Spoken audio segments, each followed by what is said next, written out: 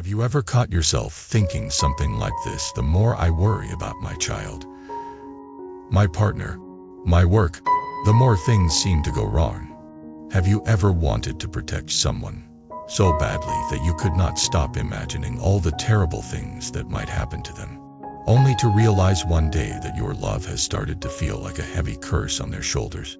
Welcome back to the channel, my friend. I am glad you are here, especially if your mind is tired from always being on alert. Today we are going to unpack a pattern that quietly runs the lives of so many caring, responsible people, the pattern of turning love into fear, and fear into a kind of mental curse. We will explore 3 simple but deep ideas. First, worry is not the same as love. You can care very deeply without constantly projecting disasters into the future.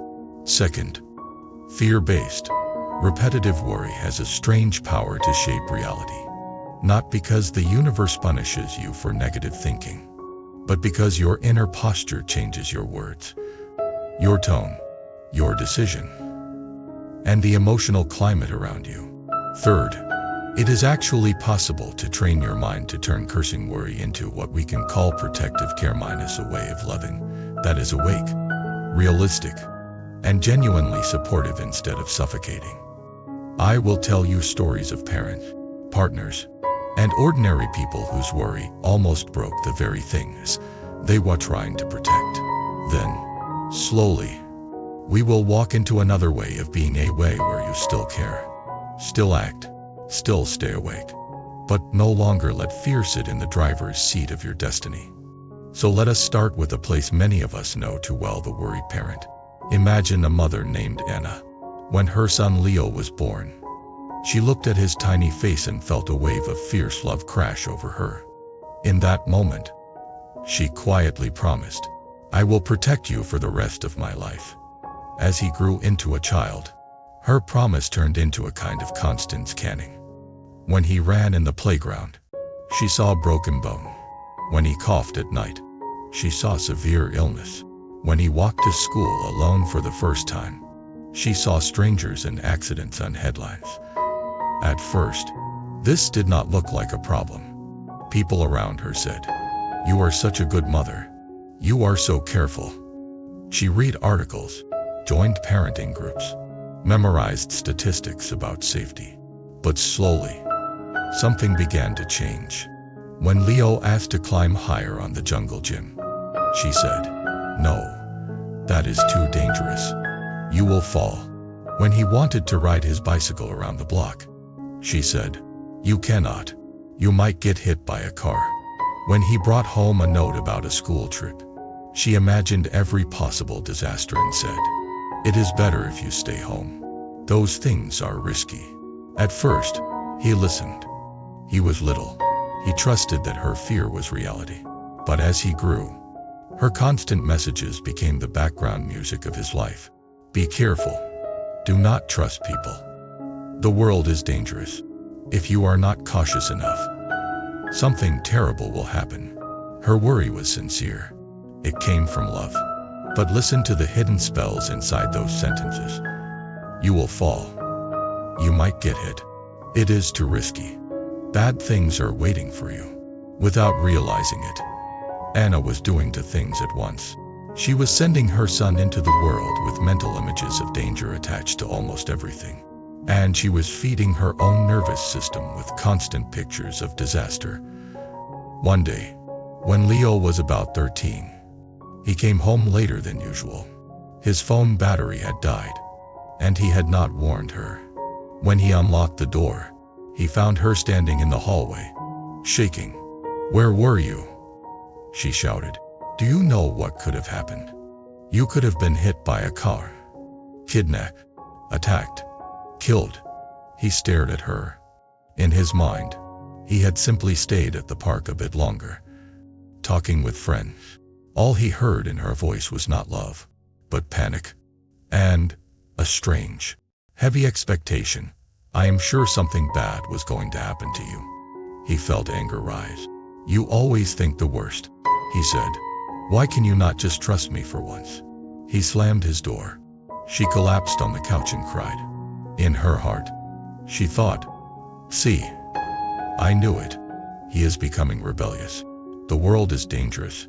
I must worry even more." In his heart, he thought, "She will never see me as capable. She only sees a victim in waiting." This is cursing worry at work. On the surface, it looks like care.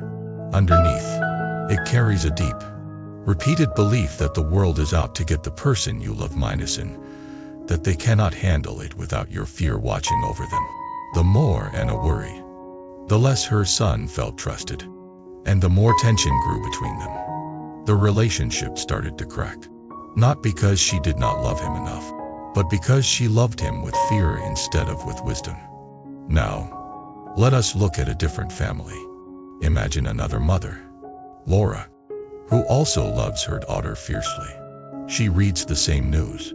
She knows there are dangers, but she has spent years working with her own mind through meditation, therapy, or spiritual practice. She has learned to recognize the difference between wise caution and obsessive worry. When her daughter Mia goes out, Laura's heart also flutters. She also thinks about cars and strangers and mistakes. But she has trained herself to meet those thoughts differently. Before Mia leaves, she says, "Look around you. Stay aware. Make good choices. And if anything feels wrong, I trust you." As soon as the door closes and worry begins to build its dark movie in her mind, she takes 3 deep breaths. She notices the thoughts: what if something happens? What if she forgets? What if she does not listen? Instead of feeding those thoughts for hours, she turns them consciously into blessings. May you be safe. May you remember what you have learned. May the people around you be kind. May you have the courage to walk away from danger. She does not pretend there is no risk, but she refuses to sit in the theater of catastrophe for the whole evening. Her care is not a curse. It is a protective field built from trust, intention, and clear communication. If Mia comes home late, Laura feels worried. She sends one message: "I am a bit worried. Are you safe? Please update me." If there is still no answer for a long time, she takes practical action: calls a friend, checks what she can. But she tries not to welcome every worst-case scenario into her mind, decorate it, and call it being a responsible mother. Her nervous system is still challenged, but it is not completely ruled by fear. Over time, Mia grows up inside a different kind of atmosphere. She feels that the world has danger and beauty. She feels that her mother cares and also trusts. She learns that safety is not just about avoiding life, but about entering life with awareness, skill, and support. 2 mothers, both loving. 2 very different ways of worrying. 2 very different emotional climates. Which one feels more familiar to you? The one who curses with worry, or the one who protects with care? Now, you might say, "But if I do not worry, will I not be careless?" Let us make something very clear: we are not saying, stop caring, stop planning, stop being cautious. We are saying, stop confusing fear with love, and stop using worry as your only strategy. Think of worry like fire. A small controlled fire can cook food and keep you warm. A fire that burns unchecked will destroy your house. A little spark of concern shows you where to act. A forest of unexamined worry will burn down the very relationships you wanted to protect. This is not only about parents. Let us step into romance for a moment. Imagine a man named Daniel. As a teenager, Daniel watched his mother get her heart broken again and again. Partners left. Promises were broken. He listened to her cry at night when she thought he was asleep. Somewhere in his young mind, a belief formed: people you love will eventually leave. Years later, as an adult, he meets someone and falls deeply in love. His partner, Ava, is warm, kind, and sincere. She has given him no reason to doubt her. She answers his messages, makes time for him, speaks openly. But the ghost of his childhood belief walks with him into this new love. When she goes out with friends, his mind whispers, what if she meets someone else? When she is slower to reply one evening, his mind whispers, "This is the beginning of the end." When she is tired and less affectionate for a few days, his mind whispers, "She is losing interest. She is preparing to leave you." His stomach tightens. His heart races. He tells himself, "I am only worried because I love her." But notice what his worry actually says. "You will betray me. You will lose interest. You will leave." He begins to act from that place. He calls more often, not to connect, but to check. He asks, "Who will be there? What time will you be back? Why did you not respond immediately?" His voice becomes sharper, his questions more intense. From her side, she feels watched and distrusted. She thinks, "What did I do to deserve this suspicion?" From his side, he thinks, "If I do not stay alert, it will happen again. I must protect myself." He again is cursing worry. He is taking the pain of the past and projecting it into the future, onto a person who has not caused it. His energy is telling her, "I am already expecting you to hurt me." Over time, this heavy expectation can push exactly the outcome he fears. She begins to feel suffocated. She cannot breathe. The relationship that once felt like a safe space becomes a cage. Eventually, she might indeed leave. Then his mind says, "See, I was right to worry. I knew it." From the outside, we can see the tragic loop. Worry built pictures. Pictures influenced words and behavior. Words and behavior damaged connection. Damaged connection created the very breakup he feared. Again, this is not a magical punishment system. It is cause and effect. The more you live inside a story of disaster, the more your actions become shaped by that story. The more your actions are shaped by that story, the more you pull other people into that narrative. This is why your mind's constant curse like worry can, over the long term, turn into a self-fulfilling prophecy. So, how do we walk another way? Let us keep Daniel. But imagine he begins to wake up one evening, while his partner is out with friends. The familiar movie starts playing in his mind. She will meet someone better. She will forget about you. You are going to get hurt. His body starts to react. He reaches for his phone to send another anxious message. But this time, something shifts. He has been learning about how his worry works. He has maybe read, watched, or practiced enough to recognize the pattern. He catches himself and says slowly, "This is my old fear speaking, not reality." Instead of texting her a jealous question, he puts the phone down. He sits with his discomfort. The fear does not vanish, but he chooses a new inner language. He says in his heart, "May you be safe. May you enjoy your evening. May our relationship be built on trust. May I learn to love without strangling you with my fear." Maybe he even sends one gentle message, "I hope you are having fun. See you later." Instead of, "Who is with you? Why have you not answered?" This is a tiny change on the outside. But inside, everything is different. He is still aware of risk. He still knows that people can leave. But in this moment, he refuses to let his fear write the script. He chooses protective care over cursing worry. Does this guarantee that the relationship will last forever? No. Life never gives such guarantees. But this new posture creates a very different emotional climate. It gives the relationship a real chance to grow without being strangled by suspicion. Now, let us look at another angle: how worry affects not just others, but your own destiny. Imagine a person who worries constantly about losing their job. Every morning, as soon as they wake up, their mind starts with, "What if I get fired? What if the company downsizes? What if they realize I am not good enough?" At work, they are so tense about making mistakes that they overcheck everything. This sounds good, but their tension makes them slower. They take longer to finish tasks. They hesitate to make decisions. When they do speak up in meetings, their voice shakes and their ideas come out confused. Their manager begins to notice that they seem insecure and nervous, not because they actually lack ability, but because their fear eats away their presence. The more they worry about losing the job, the more their behavior looks like someone who is struggling. The more their behavior looks like that, the more likely it is that they will be passed over for promotion or let go in a crisis. Again, it is not that worry has magical powers. It is that worry shapes your thought, and your thought shapes your action.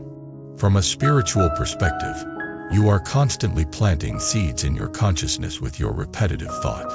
You cannot control every thought that appears, but you can choose which ones you water. If you water cursing worry all day minus, I will fail, I will lose, I will be betrayed minus, you are letting those seeds grow into a forest that you then have to walk through. If you shift, even a little, toward protective care minus, I see the risk. I will prepare wisely. I will do what I can. And I will trust that I can handle whatever comes minus, you are planting a different kind of tree. You are telling your nervous system a different story. Let us now talk about how to make this shift in practical terms. First, you need to become very honest about your own worry style. There is the constant planner, who calls their fear being realistic.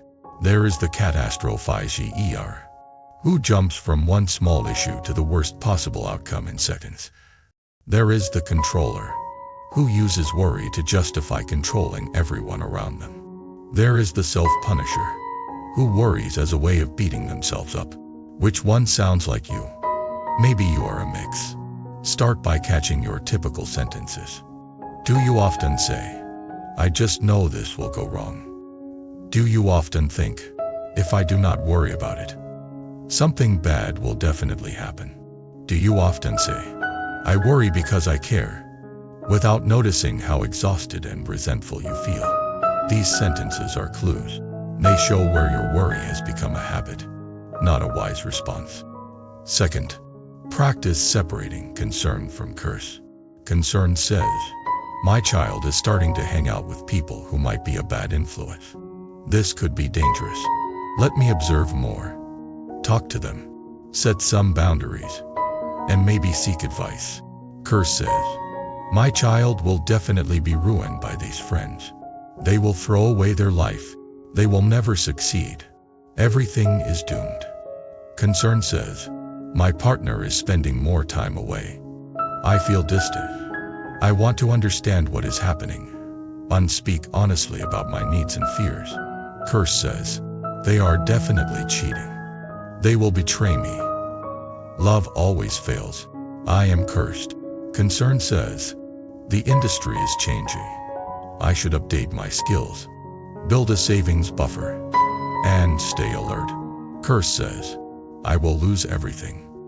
I will end up on the street. Nothing ever works out for me. It is all going to collapse. If you pause even for a moment, you can hear the difference in energy.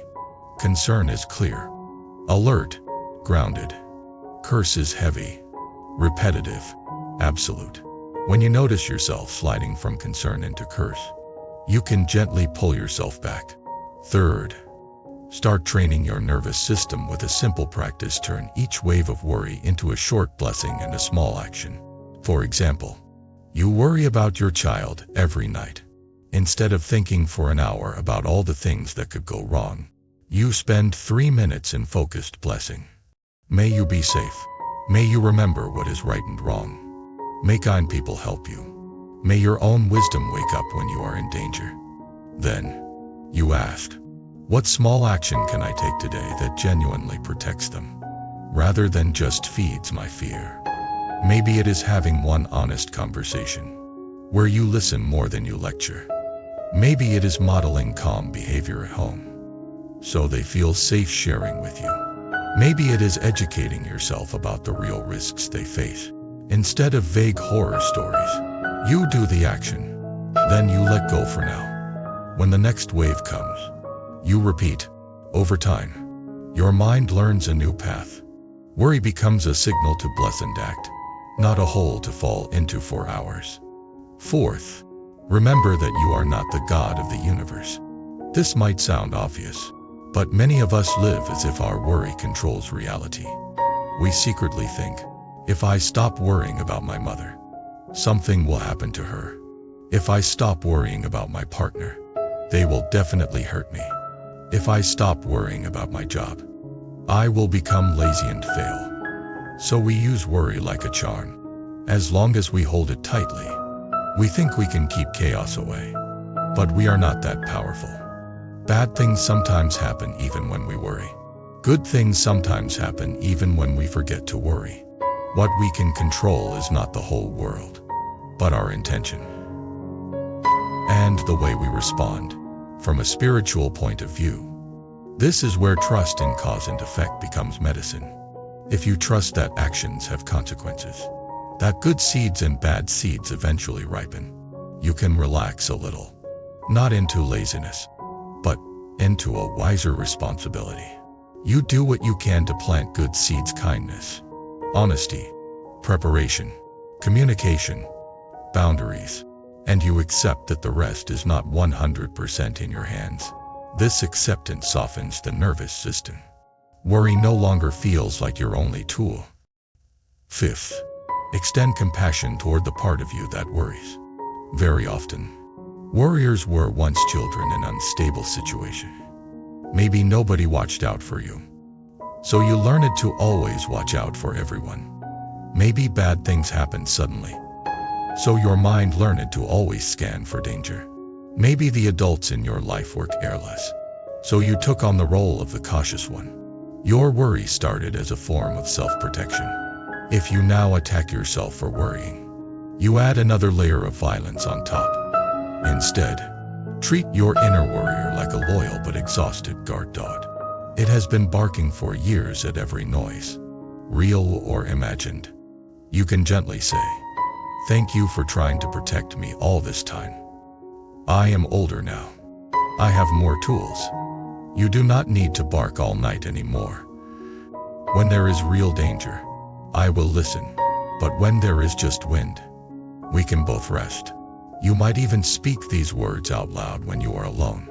It can sound silly to the logical mind, but your nervous system understands the tone.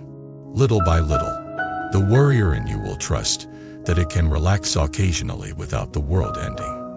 Now, let us return to the people around you, the ones who have been living under the shadow of your worry. How would your relationship change if your love felt lighter, steadier, less sharp with fear? If you are a parent, imagine your child feeling your concern as a warm blanket, not as a heavy chain. Instead of thinking, "My mother or father always expects the worst of me," they might feel, "My parent believes I can handle life, and they are here if I fall." If you are a partner, imagine your loved one feeling your care as a grounding presence, not as constant suspicion. Instead of thinking, "I can never do enough to prove I am trustworthy," they might feel, "I am seen, loved, and trusted, even when we face challenges." If you are a leader or a friend, imagine people around you feeling safe to share their struggles, because they know you will not instantly explode into panic. This is the gift of turning cursing worry into protective care. You do not stop seeing danger. You simply stop worshiping it. You keep your eyes open and your heart open at the same time. You recognize that true protection comes not from fear, but from awareness, presence, and wise action. Before we close, let me ask you quietly, where in your life right now does worry hurt more than it helps? Is it around your children, your partner, your health, your parents, your job, your money, your future? What is one small way you could begin to shift today? From curse to care. Maybe the next time your mind starts the usual disaster movie, you pause and say, "I see you. Fear, thank you for trying to protect me. Now let us do something more useful." Maybe you write down your worries and underline only the parts you can actually act on. Then you take one small step. The rest, you offer into a bigger space, call it life, cause and effect, the universe, or simply the unknown. Maybe you choose one relationship and tell that person honestly, "I know I worry too much about you. I am learning to trust you more. Please be patient with me while I practice." That sentence alone can soften years of tension. It tells them, I see how my fear has affected you. I want to change. If you feel ready, you can share in the comments one area where you are learning to transform worry into a kinder form of care. You do not need to reveal all the details. A simple sentence like, I am trying to worry less about my son and talk with him more. Or, I am learning to trust my partner instead of checking them all the time, can already support someone who is on the same path. Thank you for staying with me through this long, honest reflection. If it helped you see your own worry pattern a little more clearly, or gave you even a small sense of relief that you are not alone and that there is another way to love, please support the channel. You can subscribe so you do not miss future deep dive videos about awakening, wisdom, karma, compassion, and the real work of changing your inner habits. You can like this content so that more people whose hearts are tired from worrying might find it. You can share it with a friend or family member who always says, I worry because I care, and quietly suffers inside. And if you feel called to walk more closely with this community, you can consider becoming a member. Your support helps me continue creating slow, thoughtful, story-based content that does not just throw quick tips at you, but sits with you in the messy, beautiful process of transforming fear into wisdom and love. May you learn to recognize when your love has turned into crushing worry. May you find the courage to shift into protective care. And may you and the people you love be held in an atmosphere of trust, clarity, and gentle, awake attention. There are moments when you see something, and your heart simply whispers, this one is meant for me. Bracelet carries more than beads. It carries intention, protection, and quiet strength. Something to guide your thoughts and keep your spirit steady. If you felt that gentle pull toward any of the bracelets shown, the purchase link is waiting in the description, and the full collection is displayed on our channel store. Follow your intuition. It rarely leads you wrong.